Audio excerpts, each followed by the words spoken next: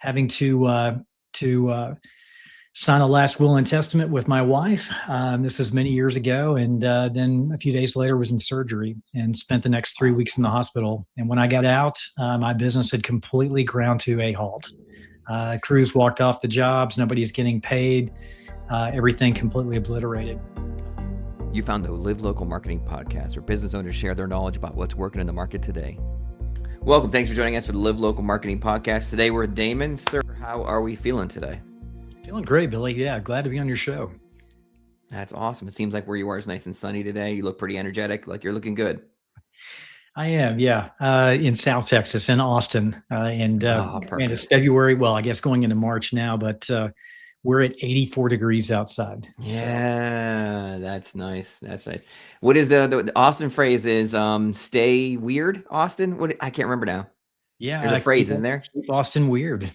Keep Austin weird. That's it. I remember there's a phrase for it. I remember that. So, all right, awesome. All right, so we're gonna do a little bit of background about Damon and then hop right into the question. Damon is a serial entrepreneur and systems strategist who has spent over 2 decades building and scaling founder-led businesses across real estate, SaaS, private lending, coaching, e-commerce. The founder of CEO of Modern Operators, where he helps founders who feel stuck in the day-to-day install systems, automation, structure that free them to lead without burning out themselves out or their teams.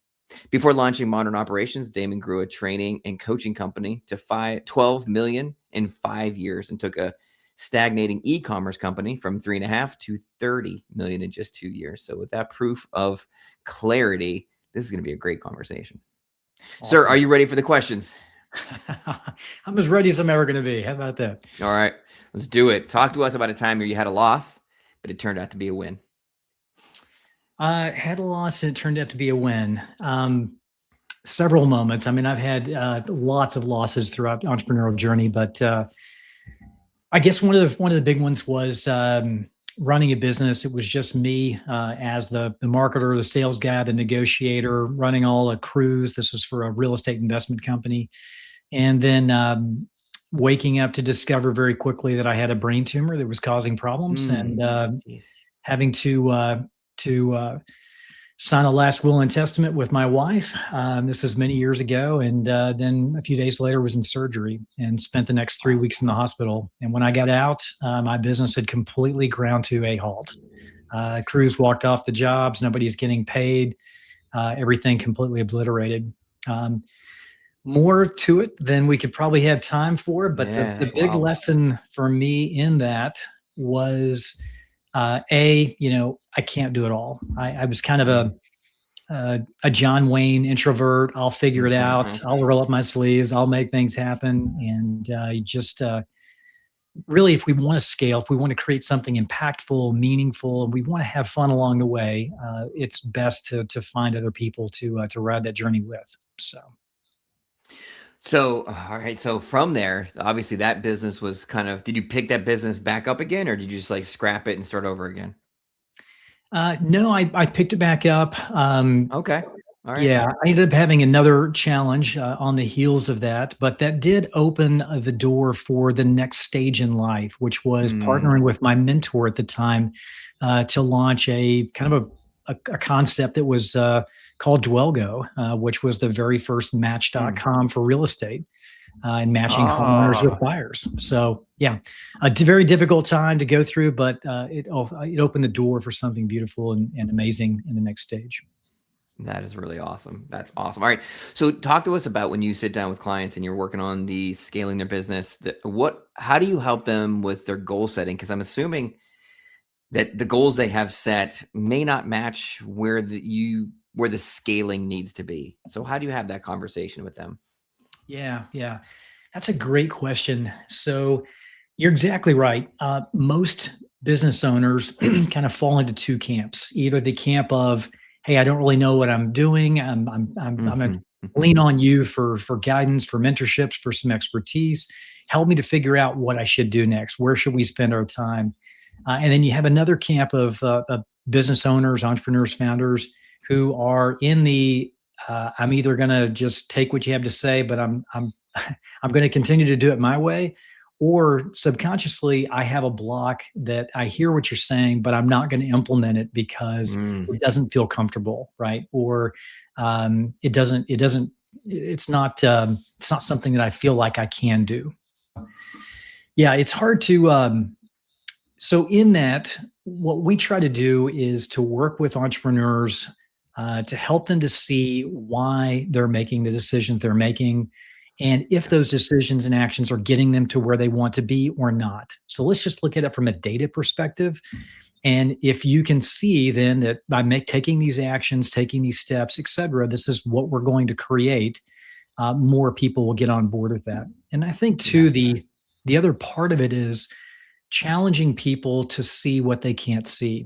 I tend to work best Mm. with folks who are open to feedback and open to hearing difficult things.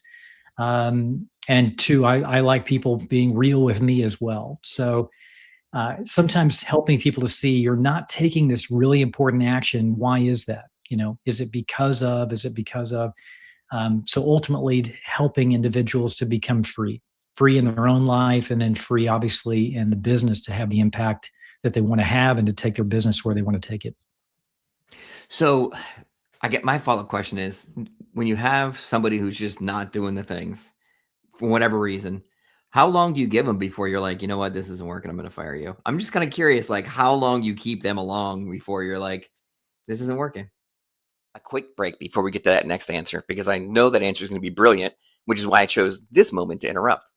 If you love what you're seeing and you want to run your business off of warm marketing referrals, visit our website, livelocalwarmmarketing.com.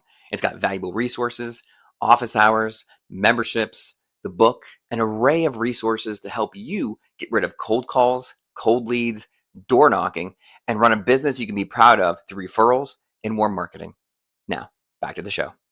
Yeah, in the past, I would keep someone on forever, but Yeah. I've come to learn that we're all not in the place of wanting change, Yeah. and it's okay to say this is not working out. It's okay for you and me to say, hey, it's just not the right time.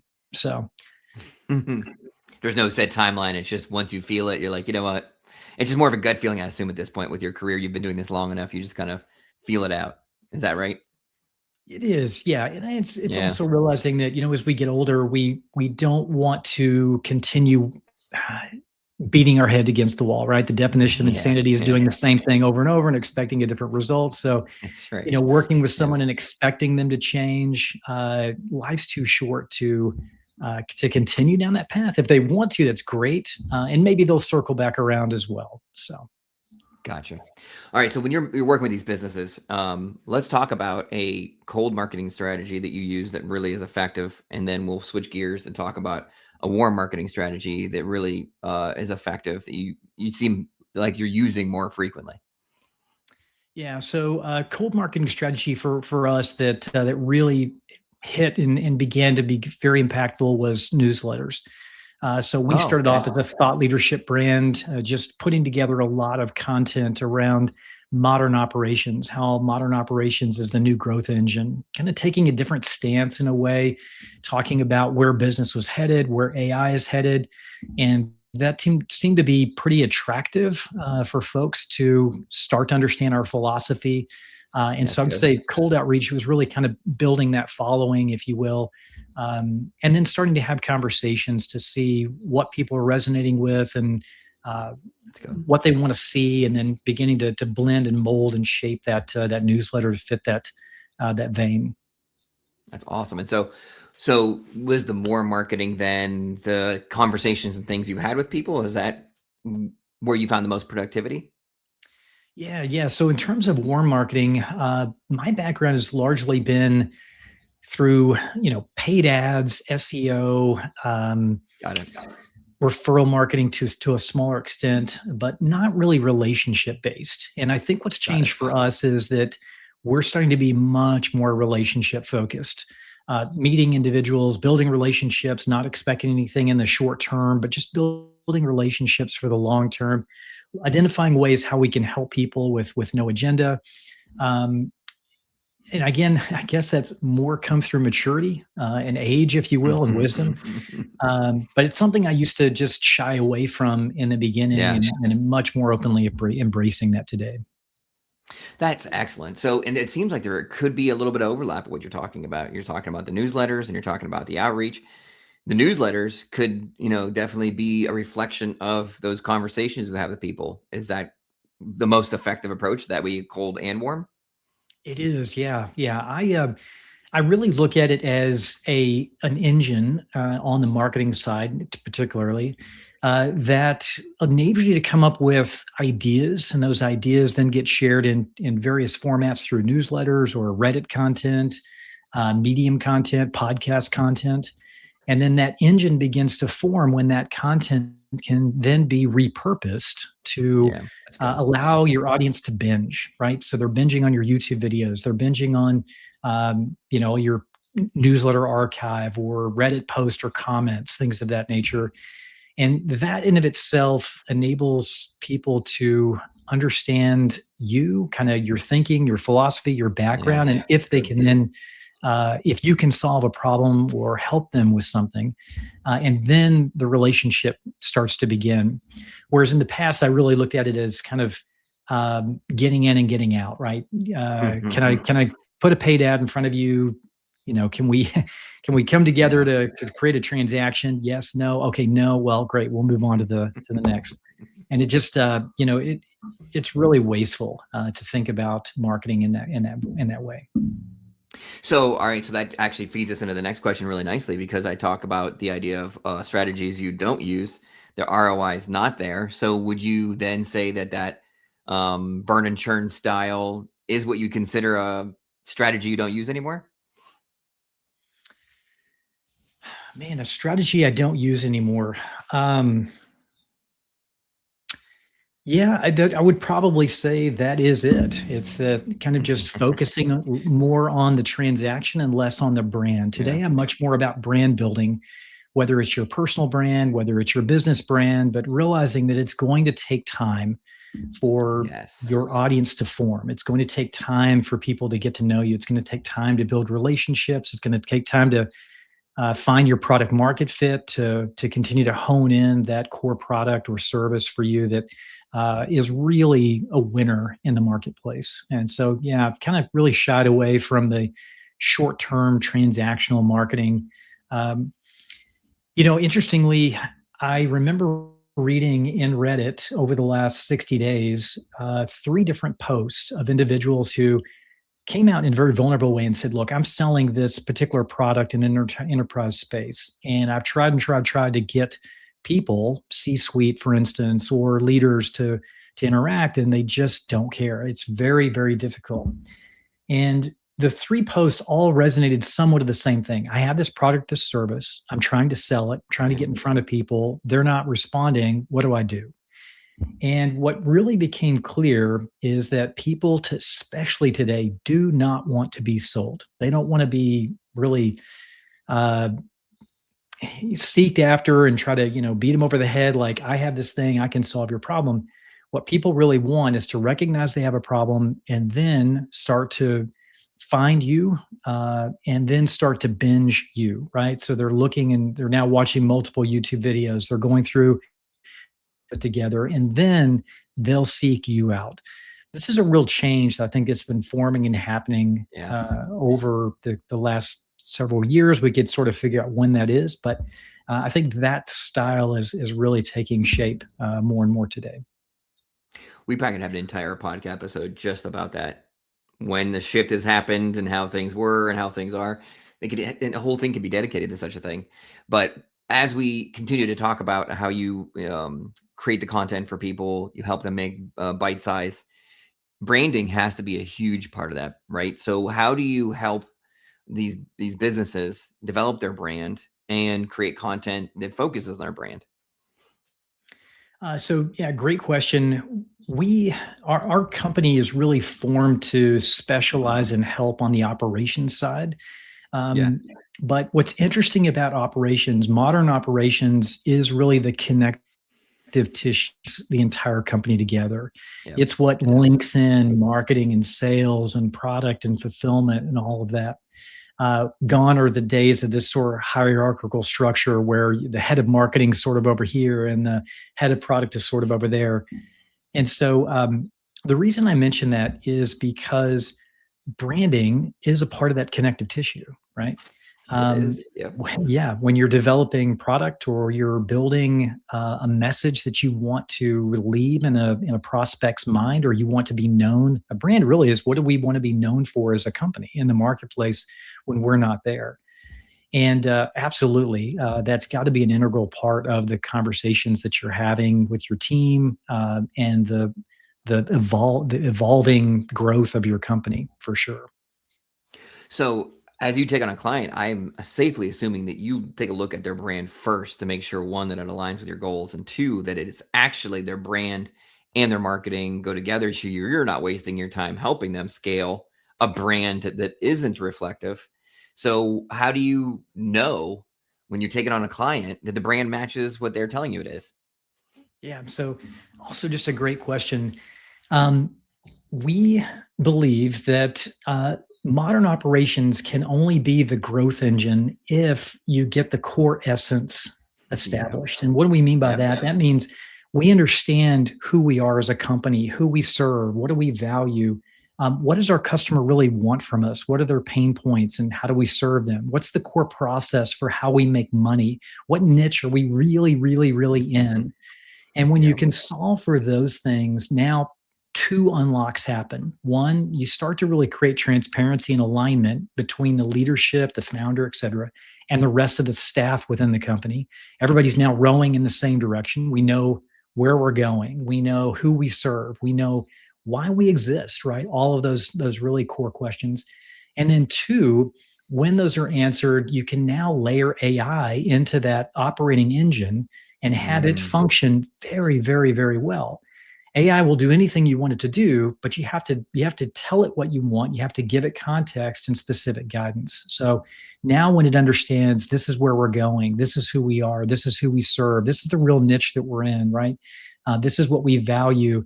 It can now start to come up with marketing and insights and new product or service ideas, right? And ways in which to now begin to promote and build the brand both within the company and outside the company. So yes, I can see how like operating mind your operating mind works. Like you're very detail oriented. I can tell you've got the experience. You're very operational. From a experience perspective, talk to us about the best advice you have ever gotten about marketing. The best advice I ever got, I remember many, many years ago, a partner and I came together to build a SaaS platform. And I was always, if you build it, they will come. I'm all about product design and like it's really got to look good and feel good, and it's got to work well. And he used to tell me, Damon, like nothing matters without a sale. Everything is marketing. Everything is marketing. And I remember he always thought in pitch decks. He always thought in conceptualizing, positioning, putting out ideas to see how they hit in the marketplace, if you will, whether he was talking to a potential partner or a potential prospect or a potential vendor or whatever.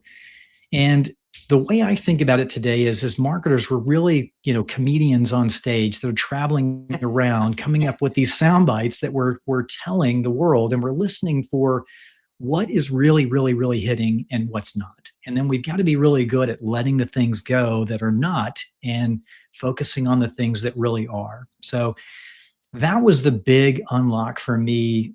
Again, probably 17 years ago, was product is always second, marketing is always first, hands down. If you don't really get marketing right, it does not matter what you create. It's not going to sell. So, yeah.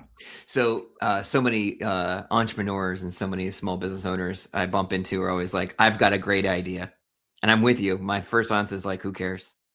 Like it kind of matters. It matters like step 5, step 6. It doesn't matter yet. Like your idea is great. Lots of people have ideas. the packaging of it and producing of it is really what you're going to sell, make it, or whether you're going to make it or break it. So great advice. That's good. That's excellent. All right. So let's go take a quick step back before we get to your business. One more question. So you went through a time where you had a huge setback. Talk to us about how you regain that confidence. You clearly have the experience. You've clearly been through a lot. Obviously, the confidence is there. Talk to us about how you gained it. Talk to the entrepreneur who's, had a rough spot and is in the same position, and they really need a little quick pep talk, some advice from you about confidence. Gotcha. I would say that there's two directions that you can go, and ideally you want to do both. Direction one is that being an entrepreneur is incredibly lonely. We can't go to our spouse after a while because after the 22nd time, they're like, look, do not bring this to me again. I don't want to hear about it. You got to go figure this shit out. We can't go to our staff. We often can't go to our friends because they just don't understand, or we're going to scare the shit out of them. So one of the directions we need to go is we need to find other business owners who we can collaborate with and vent to, and sometimes get encouragement, motivation, and feedback from. That's huge. The other direction is equally important, and that is we need to carve away time to just be in silence, be on our own, be away from our business, be in meditation. We need to observe the chaos that sometimes is floating through us and just realize, like, I'm not that. I'm not my thoughts, because I can observe them. And if I can observe them, then that means there's some sort of a disconnect. And letting go of maybe the emergencies that are happening in the moment, letting go of kind of the harshness of the feelings or the thoughts that are happening that inevitably come up, being a business owner, being an entrepreneur. And if we can start to tap into those two worlds, that will give us a groundedness to continue to play the game. The object is to continue to play the game of business, right? We want to, if we're really into this, and I think most of your audience certainly is, we couldn't be a good employee, but we can probably be a really good entrepreneur over time. It's going to probably take some time. It's just to continue to realize we're building ourselves to be better so that our business can be better as well. So those are the two things I would suggest for your audience. That is such a great answer. I appreciate that one. That was really good. And it really paints the picture well. And I know it speaks volumes to the people that are listening to that may be going through that right now, there's people out there that we have bumps and bruises, and, stick with it, take some time to meditate. All amazing advice from somebody who's been through it all before. So we appreciate that.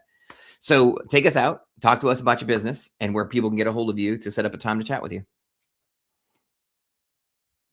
Yeah, appreciate it. So Billy, as you had mentioned, I've been starting, failing, licensing, exiting businesses for over 20 years.